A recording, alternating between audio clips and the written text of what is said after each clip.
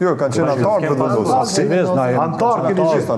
A keni pasi kërkesë që mos futën në gjithë? Su kanë agent fare. S'ka qenë fare, sepse ideja është që nështë edhe në marrëveshje, cilat janë garancit që nesër PDK-ja mund të ashtu i përpara.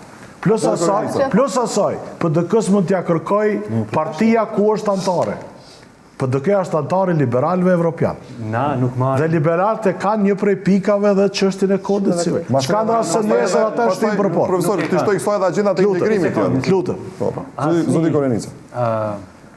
Asnjë kërkesë eksplicite e drejtë për drejtë nuk ekziston nga asnjë organizatë ndërkombëtare për me shtyr përpara çështjen. E promovojnë liberalët evropian. Ta përfundoj, lutem. Po, lutem.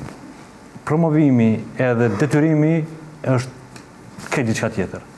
Pra, asnjë organizatë ndërkombëtare, këtu përfshim edhe Këshillin e Evropës, këtu e përfshi edhe Bashkimin Evropian, nuk ka në agjendën tyne ligje cilë promovojnë cënimin e familjes.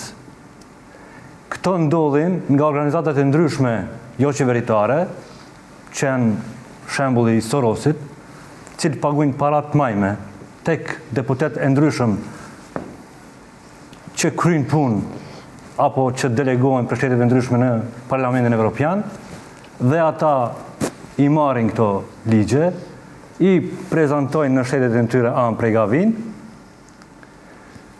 edhe nëse gjenë mbështetje prej qeverisë në pushtet, i shtynë përpara. Nuk e gjenë mbështetjen kërkujt asgjë. Mbi 16 vende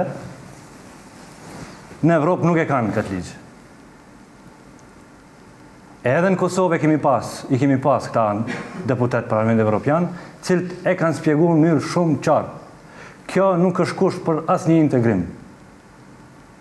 Është në diskrecion të plot një shteti, nëse shoqëria e atij shteti do me aprovu. Do më thonë, neve lëvizjave vendosja së kohë na pas ka gënjur opinion që është një nga indikatorët që Bashkimi Evropian e kërkon për rrugtimin tonë. Absolutisht e pa vërtet. Populli keni marrë vesh çka ju ka gënjur vendosja?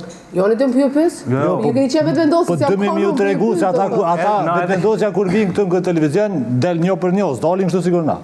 Ne edhe kemi folur. Jo, të lutem. E marr, këtu nuk pajtohem. Ne mos më pajtu sa dush, po. E vërtetë nuk ke parë gjithë emisionin, se kemi pas përfaqësues vendosjes edhe nga dy këtu. Po, e shoh. Absolutisht.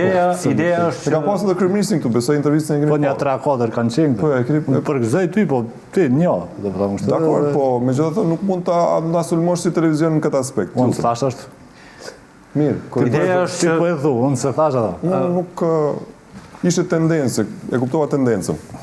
Unë thash ata po vinë, një me një, s'pranon ndryshe, se di shumë mirë si funksionon çështja e njerëzve kur vinë në televizion. Ata vinë në debat edhe i kanë pranë shumë janë dëshmitar. Ata vendosin kushtet, nëse do të më në televizion, vi vetë. Ne nuk pranojmë këto kushte. Hajde të shohim javën e ardhshme kush po ju vjen, të shohim javën e ardhshme kush po ju vjen. Nuk e di cili është percepcioni juaj, besoj që nuk i keni parë gjitha emisionet, u shpresoj që t'i shihni tash tutje më shumë, por nuk është kjo situata që ju po tentoni ta shpjegoni në raport me këtë studio televizion. Unë po flas, jam shumë i vetëdijshëm për këtë, çfarë flas, më fal disa për ndërhyrjen, shumë shkurt.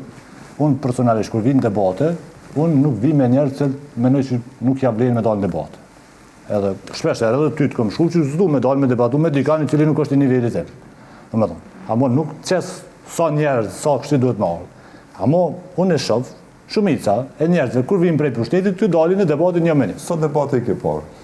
Sepse po e bëjmë këtë diskutim që është kreti pa vend, besoj, po me qenë se e nise. Sa debate i ke parë këtij, po themi, të këndit debatit? Unë debate